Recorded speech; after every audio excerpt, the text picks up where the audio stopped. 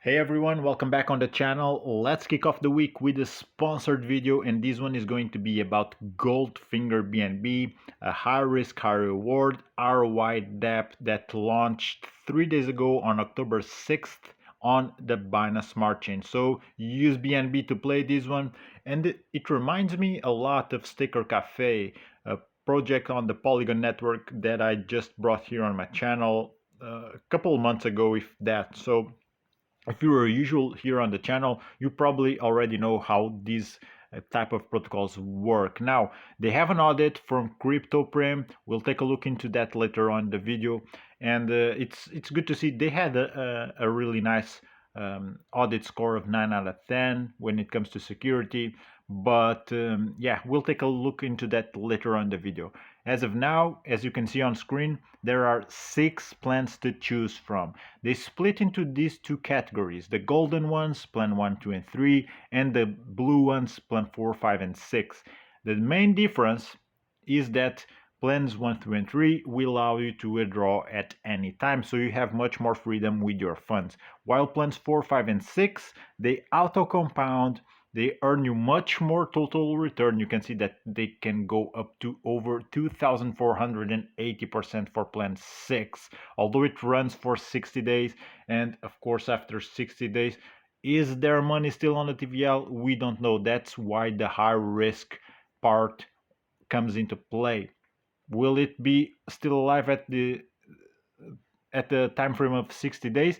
In my experience in DeFi, I never saw a project like this that run for this amount of time. So, in my opinion, the best approach for you is to get into a plan that gives you more freedom with your funds and also pays you more. So, plan 1 would be the one to go, because if you compare with plan 3, even for example, plan 1 runs for 28 days.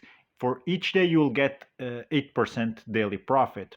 So at the end of 28 days, you can start another stake and keep on earning 1% a day. While plan 3, you are still earning for 5.5% a day. So it doesn't make much sense, in my opinion, to go into plan 3. You can always start another stake when this one plan 1 comes to an end, if the project is still healthy. I cannot state this enough. You have to keep track of the TVL. If you're new to this type of games, you don't know how they work, keep track on the TVL, because that's the key factor for these protocols. If there's no funds in the TVL, users will not be paid out. Simple as that, okay?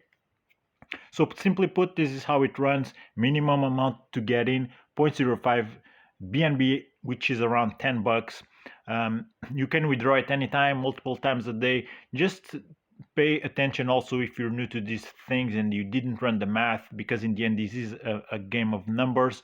If you go with a minimum amount and if you are claiming multiple times a day, highly likely you will see that your profits will get eaten up by those gas fees, because they do add up. Although on Binance they are pretty cheap, they do add up if you keep on claiming multiple times a day.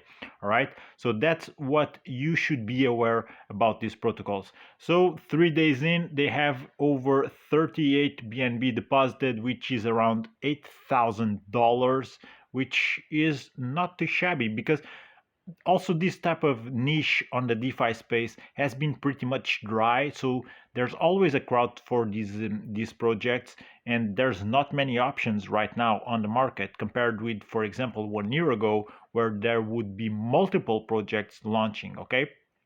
Also, when it comes to fees, 5% devs fees, 5% withdrawal fees, they're within the average for this type of protocols. All right, one thing I will mention before we take a look into the audit is also referrals.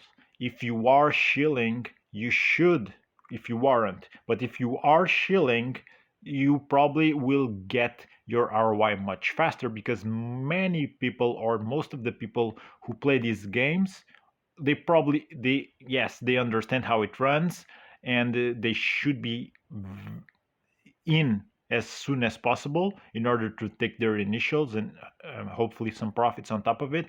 But if you don't chill, you are missing out on getting 5% from your first level, 3% from the second, and 2% from the third. Okay, so the people who shield, they will highly likely be the ones winning in these games, because shielding is part of the game. Sharing the referral, bringing more people in, getting some juicy profits out of those shilling percentages, that's also part of the game. And even if you're going with plan one compared with someone who shields and also goes with plan one, highly likely the person who shields brings or gets its ROI much faster and profits on top of it. So it's part of the game.